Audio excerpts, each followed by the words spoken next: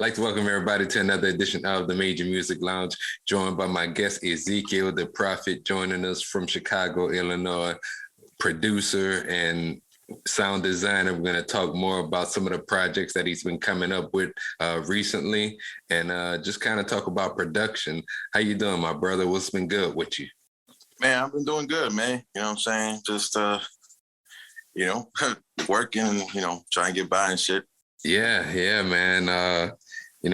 I've been hearing some of your work. I actually been chopping it up because we kind of linked up through Rook One. Shout out to Rook One. But he had sent me, I think you have a new project that's coming out as well very soon. And I took a listen to that. And even today, I went through on your Apple Music and your YouTube and listened to a lot of your material. Because typically when I have a guest, I just kind of like to, look up some of their work and get familiar with them before I have them on the show. So it kind of brought me back to like that 90s hip hop, old school hip hop vibes. Tell me a little bit how long you've been producing and maybe who were some of your inspiration as far as people that inspired you to become a producer. What's it called? Like the stuff that you heard, like I rapped on it, you know what I'm saying? And my boy, Flo the Chemist, produced most of it. I executively produce my albums, meaning like I arrange the tracks and stuff like that. And And, my inspirations, man, is really just listening to the classics, my top two favorite albums you can see right here is Enter the 36 Chambers by Wu-Tang and The Cold Vein by Cannibal Ox, man. Like those are, to me, timeless hip hop classics, and they inspired, pretty much everything I do, and obviously like I listen to other classics like, The Purple Tape, Liquid Sword, Fly God album, by West Side Gun, and, or like Company Flow, you know what I'm saying? Like a lot of throwback joints and a lot of present stuff too. Cause there's constantly classic material coming out, man. And, I just try to stay in tune with all that. But yeah, like all that stuff inspires me to, to do what I do and, kind of like, arrange my projects in that sense. Yeah, man. I mean, you mentioned a lot of Wu-Tang that kind of took me back personally. I just got to ask, have you gotten a chance to watch the Wu-Tang TV show on Hulu? Nah, man. Actually, I haven't. Okay. All right. I heard it's really good. But I don't know, man. I just got to mentally prepare for that because it's like a lot of shows I'm trying to catch up on recently. But like definitely the Wu-Tang show is next on my list, man. I got to watch that. Yeah, man.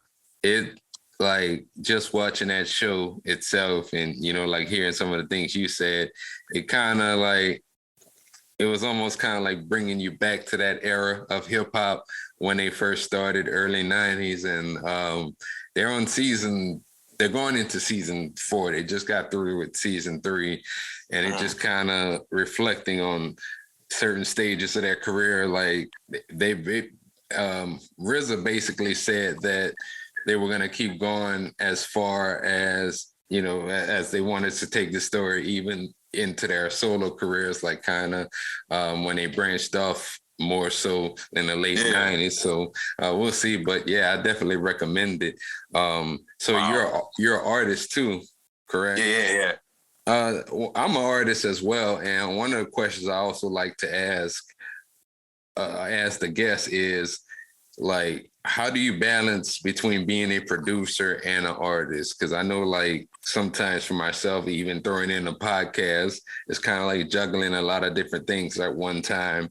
And, I still find time to do it all. But at the same time, I'm careful not really to burn myself out. And also, I'm one person that I like quality over quantity. So, kind of all of that is a factor as far as when I'm creating. So how do you balance being an artist and a producer? Man, it's a good question. I feel like, I feel like it kind of comes like second nature almost, yes, it can be exhausting. And yes, like if you think about it so much, it could definitely be, very mentally draining. But like, I feel it's like once you're in the zone, like if you're an artist and, you want to paint like a big old canvas, obviously you got to pay attention to all the details and all the colors and everything.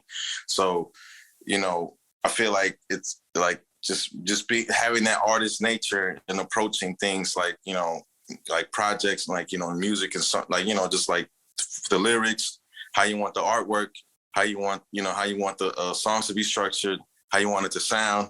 You know what I'm saying? Like, I feel like that vision, to me at least, like it already comes in my head, when I listen to the beats, or when I listen to a group of beats, I started getting ideas. And then I started like really like thinking like, what's going to be the bigger picture here, So that's how I approach it. I approach it as an artist would, what I'm saying, if they were to, as an artist would, seeing a blank canvas and, having all these ideas coming to fruition and having these solid foundations that you want to get started on. Man, like, and to keep the balance, like I said, it's kind of like second nature almost. But like, I try not to overthink it. Like, once I start feeling like I'm getting like exhausted or getting almost there, I take a break, take a pause, and like kind of absorb everything that's going on in my present life. You know what I'm saying? Yeah.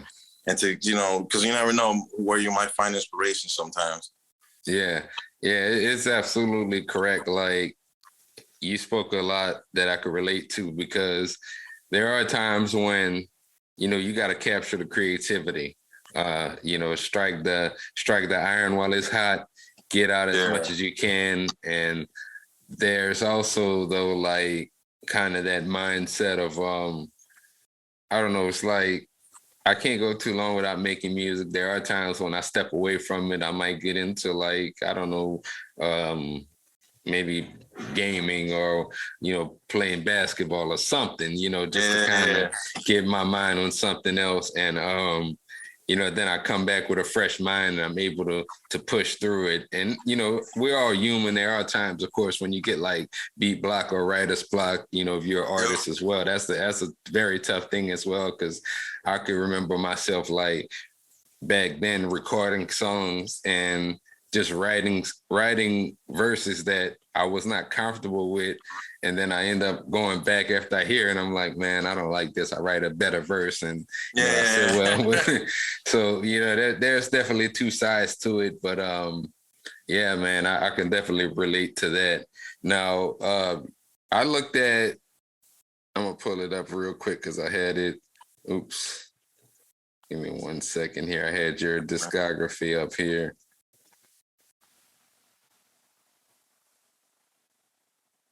Yeah, so I noticed also you talked a little bit about Penflow the Chemist. Now, do you, like, going through some of your music, do you have, as far as like an established relationship with, for example, where you work directly with an artist on maybe their production, kind of being their go-to producer, or do you kind of like, you want to kind of build that relationship with multiple artists as far as being able to get your brand out there and being able to produce for other artists? Like, basically, how do you operate in terms of how you work with other artists? First I got to check out, their work, what I'm saying, and see how dedicated they are, I've definitely worked with like, people in the beginning where, they talk a good game, but you know what I'm saying? And, they never like, kind of like, what kind of wasting time, you know what I'm saying? And so like, I always be careful with how I approach other artists, you know what I'm saying? Especially if like, if I really liking their sound and, see where their heart is at, you know what I'm saying? Like, I've definitely had one time, I have a story like a producer from like, from France or whatever, hit me up, talking about working on a project and blah, blah. And he had some good beats, and I rapped to a few of them. But then like, he stopped hitting me up and, kind of went nowhere. And I was like, man, so I just like, I got all hyped and everything for no reason. So like now I'm like, after that, like I've just became way more careful of who I work with. And, like I said, like where the heart is at, like, recently I started working with this one cat named Tales Prince. Shout out to him. And dude's young and he's hungry, man. The way he raps, man, like, his heart's definitely in it. Yeah. And he got his own studio too. So like, that's another thing I look for, man. Like, if somebody got their own studio at home, that shows me that they invested and took the time to really put that all together, Yeah. So that means to me that, they ain't messing around either, Yeah. So like, that was a big old, green flag. But yeah, man, like, I just got to see, like, for one, like, I want to see how good the sound is. And if there's always room for improvement, I always like, share ideas or share the knowledge I have, even though I'm still learning too. But like, we all start somewhere. And when I was coming up, nobody really taught me or Penflow, because, me and him have been doing this for a minute since high school. So no one really taught us like how to establish our sound or none of that, man. We just learned from watching others and, once we got to a point where we could actually like teach people something, I never missed the opportunity to teach anything, man. Like I want to be able to spread that knowledge to anyone who's willing to ask, or anyone who's willing to like kind of like, apply that to their own careers, Yeah. Yeah. You spoke on some that I wholeheartedly agree on. And the one thing is, first, if they have their own home studio, for one, being able to work, because I like to be able to, send tracks back and forth. I mean, send a pack to artists and, see what they like. And yeah. I remember there was one artist I was working with, 2 years ago, actually. We dropped this EP kind of right around this time, Smokey Johnson. Shout out to Smokey, artist based out of Dallas. And I would send him tracks that I did. I would also refer him kind of to my website so you can listen to more, because I got a lot of beats on there as well. Yeah. And we did the EP pretty much in about a month, just sending tracks back and forth, opposed to like, if you're sending tracks to maybe somebody that don't have a home studio, and it's nothing wrong again, but like, you just gotta kind of like, you may have to wait a little longer because they have to end up going to find a studio. First of all, they gotta, of course, pay for their recording, and much respect to artists that do that too. Because no problem, no doubt. That shows that you're invested. But same thing. I kind of look for also like that work ethic, because if you're putting out like, I don't know, a track or even a album every 2-3 years. Now with this technology, you got the ability. I've seen artists do albums every month, like for a whole year, and every other month. So that's also something I look for, and that's kind of where sometimes I may reach out to somebody and see if they want to maybe collab on a track. They can rap over something that I did, or even like Rook One, for example. He reached out to me as a producer reaching out to an artist, and we recorded a single on my last album, Out of Place. And from there we're working on some other stuff too, but I kind of like what he was doing, he kind of like what I was doing, and rest was history. So yeah, I wholeheartedly agree with you on that. What do you use to produce your beats on? What's it called? We use FL Studio. Okay. I also do like the mixing, with the vocals, what I'm saying? And Penflow, he does like the mixing with his beats, like the snares and all that. So like we do the mix downs and everything on all the production on FL Studio. Okay. We've been using that for a long time. Hey man. Yeah, that's another thing, that's kind of cool, because a lot of guys, they may spread themselves thin in a lot of different apps, and they don't really master one. And I use a couple of different apps, but like Machine is kind of like my backbone as far as what I've been producing with for the last 10 years. But yeah, man, I got to check out FL. There's an iPad version of FL that I checked out, and I liked it on there. So I want to try it on my computer, at some point. It's definitely a very it's a really dope program. Like all the stock, even like all the stock plugins and stuff they have in there, like it's pretty solid, man. Like like the equalizers and what I'm saying, like all that crazy stuff they got on there is pretty good. Like we've been using that for years, man, and Every time they come out with a new update, man, they seem to be updating the program a lot. Like, never been disappointed with FL Studio, and yeah, man, I've used other like we use Pro Tools a little bit. We're experimenting with that. And when I was going to school for broadcasting, and we were using Adobe Audition, and they all kind of have the same formula, but they operate like, they still have their different ways of doing things.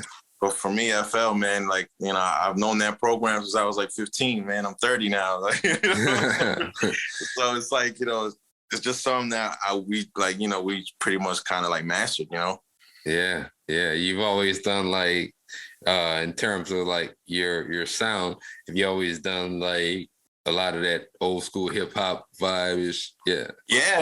We always done that boom bap style, because that's the stuff that, like me and my man's like, we came up with, man. Like, a lot of underground, like hip hop really influenced us. Like, like Cannibal Ox, Mortal Technique, Black Star, Company Flow, the Juggernauts, you know what I'm saying? Like, Jedi Mind Tricks, you know what I'm saying? Like, we were listening to all that, and, we were kind of like the only ones in school listening to that at the time, because it was like, 2006, everybody wanted to listen to like Cash Money, what I'm saying? Everybody wanted to do the lean with it, rock with it.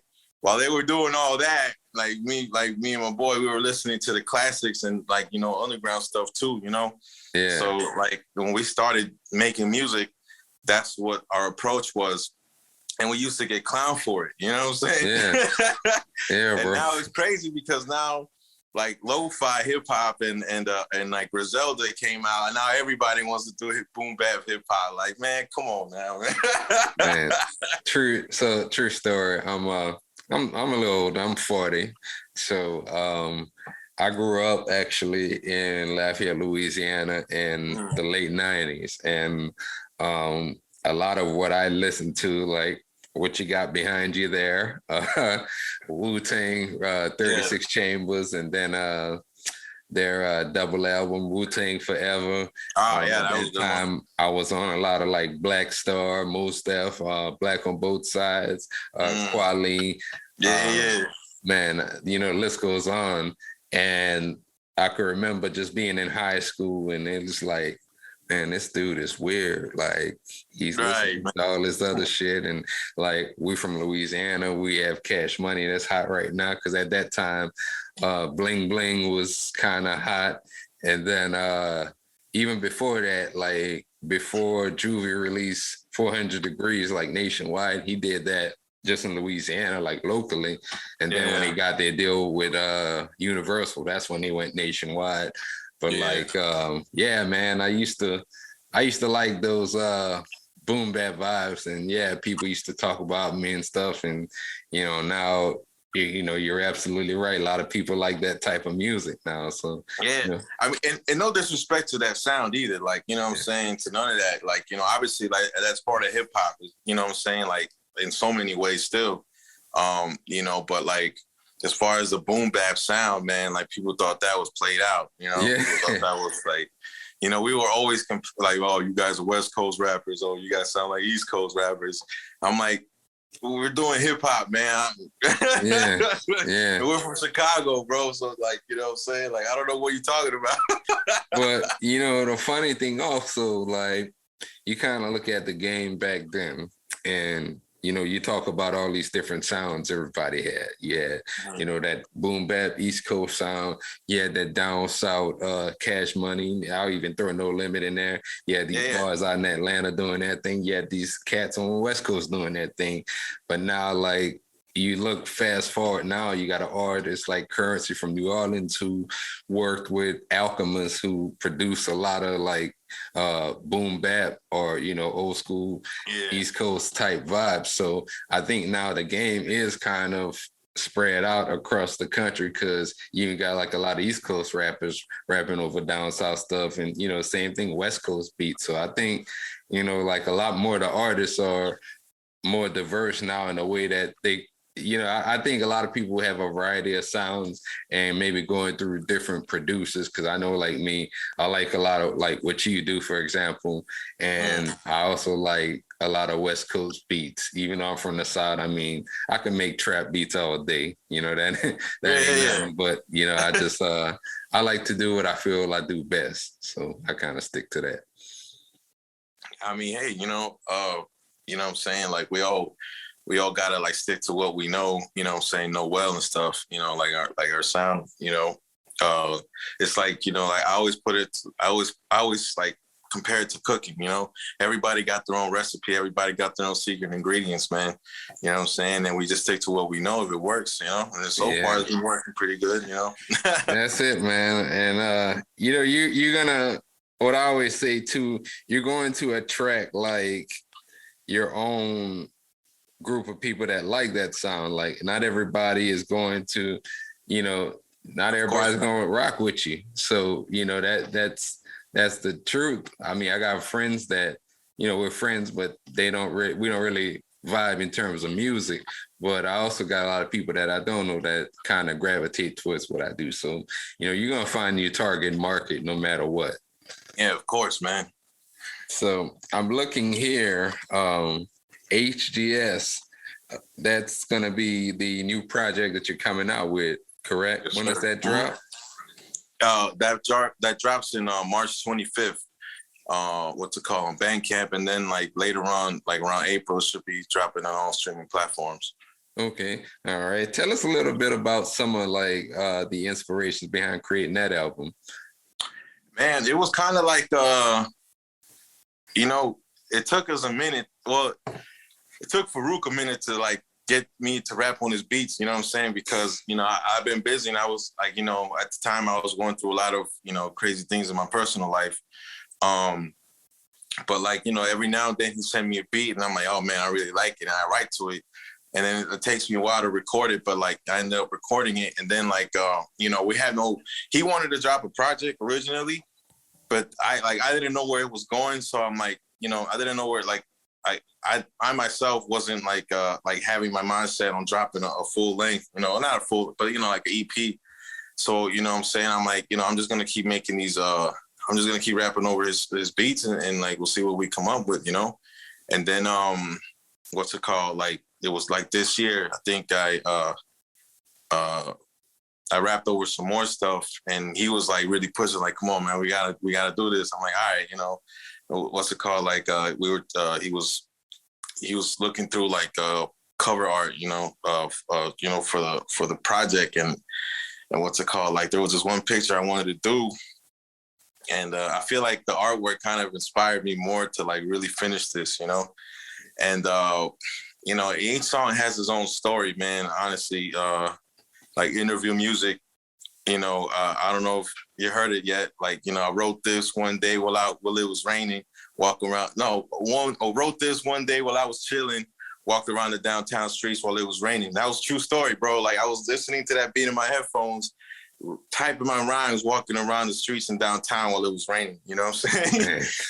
You know, and what's it called? Because, you know, at the time, you know, like I said, I was going through some stuff and you know, that was like my only outlet at the time. And, you know, like, I don't know, man, when I listen to those songs, I kind of remember those times like, well, shit, you know, like I went through that, you know, like it kind of takes me back a little bit, but also like helps me like, you know, focus on the future because not only, you know what I'm saying? Like, you know, not only I rapped on the beats and stuff, I mixed and I mastered them. So like my engineering skills kind of went into play for that one. And, you know, I wasn't disappointed. Farouk wasn't disappointed. You know, we were both pretty satisfied with the way sonically it sounds and how it sounds, like obviously, you know, with the content in it. And yeah, man, like it just came together really. Like it was like, I had no plan of releasing anything this year besides my Live from the Loop album, which is right now kind of on a halt because like, you know, my producer's going through some things, Penflow the Chemist. So like, you know, shout out to him. So we're kind of on a halt right now, but I wasn't planning on releasing anything this year, but then I didn't realize how many songs we had for this. And I'm like, man, just put it out. Yeah. You know, so it's like, that's dope, man. It's dope, you know? And I don't know, man. I don't know how to explain it. Like, we never sat down in the same studio, in the same room together for a long time, but like we still kept tabs on each other and, you know what I'm saying? Like hit each other up and like, oh, it was good. How you been? You know, or like sharing ideas for like, you know, the next song or whatever, or like how I want certain things to sound. But it ended up working pretty well, man, you know? Yeah. Kind of the same, man. Like, we never spent time in a lab either, like me and Rook One. And like, I don't know, you would think we had kind of based on just the vibe that we have in terms of creating music and, you know, just some of the ideas we exchange. And like it all started from that first track I was telling you about on my previous album. And then like we're working on something now that, you know, is almost done. I'm actually at the tail end of that, and we're gonna do a show about that. So y'all stay tuned. I'm not gonna go too much in depth because I want us to talk about that. So you know, kind of the same thing because I dropped my album actually just in November of last year. And I started because he had reached out to me like right after Christmas and then sent me some beats and I just started vibing from there. And right now it's at about 7 tracks. Actually, I'm going to record an 8th track too. And we're going to get that out there. But yeah, stay tuned for that. Anything else you got on deck as far as your own projects for like 2022 or? Well, we are like me and Pamphla are working on our second full-length album, Live from the Loop. You know what I'm saying? We're already like halfway done almost. I gotta get like maybe like a feature or 2 in. But then we're gonna work on the second half because I want to drop this on a vinyl. You know, like I don't know if you know that my other projects I dropped on vinyl. So my Redline, when I dropped my Redline album, people liked it. But like the second half kind of threw people off a little bit, you know what I'm saying? Like it wasn't as entertaining as the first half. And you know, like, you know what I'm saying, it's my first full-length album, you know, like I live and learn. And then you know, for this one, I want to approach it like as if I were dropping 2 different albums. You know what I'm saying? Like the first half will be one and the second half will be another, you know what I'm saying? And like I'm really like putting a lot of deep thought into to the B side of the record because like I want the whole thing to be like one, you know, like a packed punch. You know what I'm saying? Yeah. But yeah, so like for now, like you know, like I want to drop Live from the Loop hopefully later this year or maybe early next. But as far as after HGS, I don't know. I don't really have anything else planned. You know what I'm saying? Besides maybe like a featured stuff that I'm featured in here and there, you know? Yeah. But other than that, man, you know, besides HDS and Live from the Loop, those are the 2 projects that are like, you know, I got my head in right now.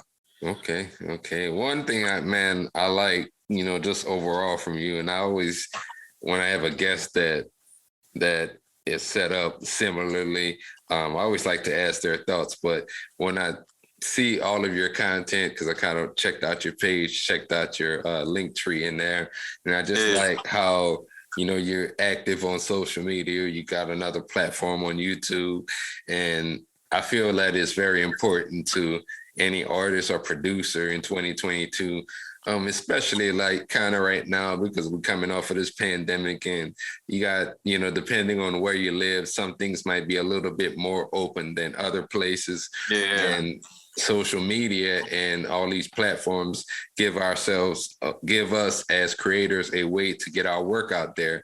So how important is it that, you know, you as a creator be active on social media?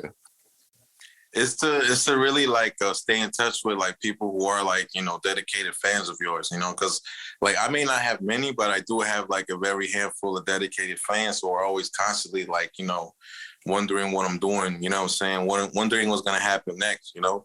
And I personally I love Instagram, you know, even if I wasn't an artist, like I still have Instagram because like I just like the other stuff people like I follow other creators too and photographers, painters, you know what I'm saying? Like a whole bunch of other different types of artists. And like I'm entertained, I'm inspired by all of that, you know? And what's it called? Like, I feel like, yeah, like it's important to keep in touch with your fans, like organically, not just have somebody running your page or whatever. You know what I'm saying? Yeah. I mean, I don't know if I ever get to that point where it's just like overwhelming and I need to have fire somebody for something like that. But it's like, you know, as long as I can do it, I'm gonna do it, you know, like, and stuff that people can relate to, man. Like, you know, like, if I were to post a story about grilling or something, like, you know, weather's nice, you know, people are grilling now, you know, where I post a story of me bumping my own records or other people's records, you know what I'm saying, on my techniques right here. And, you know, that's entertaining. People like seeing that, you know, because it's what I'm trying to reach. Like, I'm trying to reach like other audio enthusiasts, really, you know what I'm saying? Because I feel like they'll enjoy like the artwork, the art form that we do, you know what I'm saying, as far as, you know, putting merch out and stuff. But yeah, man, I feel like you know, keeping tabs on your fans is really important, so they can keep tabs on you, so they'll be anticipating, you know, whatever you're gonna drop next. Yeah, I think like it's several different angles, but like if you don't put out any of the music that you create, or, you know, some people, like, I like to also show the process. I may do like one beat making video a week, and then just to kind of like get some of the followers engaged, and, you know, just get some of them talking. And also, with that kind of being said, like, what happens is a lot of times you may end up networking with other people, kind of like me and you met. We met through Group One. And then, you know, I feel like what you do, I had a guest that came on, and he was just talking about, like, imagine yourself being a store. And, you know, if you're not posting what you do, then people going to think you're closed. You know, Yeah, people don't think you're you have any product. And I feel like, you know, whether it's people online or some people that know me personally, like out here in Dallas, they may talk to me when they see me. Hey, Dot, when your next video coming out? When your next album coming out? And for me, that kind of makes me stay on my P's and Q's in terms of, oh, well, I got to create something for them to listen to, and, you know, not just also for, you know, for the hell of creating, but you know, giving people that support you a reason to support you, because they're there for a reason. So I want to let them know that, you know, I appreciate everything and what they do. So yeah, of course, man. Now, one thing I also wanted to talk about, like, you know, kind of going back to your HGS project, is you talked a little bit about it, but, you know, the album art, for example, you did that cover yourself? Well, my homegirl, shout out to Jasmine at JF Jazz on Instagram. What's it called? She took the picture, you know what I'm saying? Actually, like that day, we took a whole bunch of pictures. Like a couple of those ended up being like, you know, the front and back art for Live from the Loop for my next album. Mm-hmm. So like she took so many good pictures, and like some of them could actually be used for like, you know what I'm saying, for cover art. So I chose that one because it looks great. Like she took that picture through a glass. Okay. That looked all messed up and, you know, like, you know, grimy, you know what I'm saying? Yeah. And, you know, me leaning back, you know what I'm saying? And I love that shot, you know, even though like you don't see me like all focused, but you could see me though, like, you know, and you see like the city background, because we were in downtown when we did that. And yeah, man, like I had the idea for it, and, you know what I'm saying? And I put the little HDS on the bottom corner, and boom, like, see my, like, you know, the way I approach artwork, man, I don't want too much going on, you know, because I see I see people designing their own mixtapes with like the yellow tape, you know, all over the place, looking all crazy, like, man, like it look like somebody slapped a whole bunch of stuff together, and boom, here's your cover art. I like to keep it simple, man, you know, and I feel like the ones with the most simple cover art is like the best albums, you know what I'm saying? Like Prince, like the Black album, for him, it was just a black cover art. Like it was nothing on it. And to me, that was like pretty dope, you know? Or, you know, it's like the Wu-Tang, you know what I'm saying? Like 36 Chambers cover, like they're all pretty dope covers, man. And it's like, it's complex, but yet it's simple, you know? Yeah. Nothing crazy going on, and it's real, man. Like, you know, I'm not in front of the city, you know, on the green screen. You know what I'm saying? I'm actually in downtown. Where I'm, you know, on my Redline Journals album, I'm actually waiting on the train. There was no Photoshop, nothing. You know? Yeah. So yeah, man. Like, you know, like I just like for my the way I approach my cover arts, man. Like I want to, you know what I'm saying? I want the message to come out there and clear as possible, as simple as possible. Yeah, I like it. Number one, like it's also one of my passions personally, like photography. So I just like the griminess of that shot. And also like I'm just a fan of overall like artwork, album artwork, should I say, because whether it's really good shots or also I've gotten into like there are some of my album covers I for example created in the iPad app called Procreate, which is kind of like a drawing app, and I've seen other people use that app as well.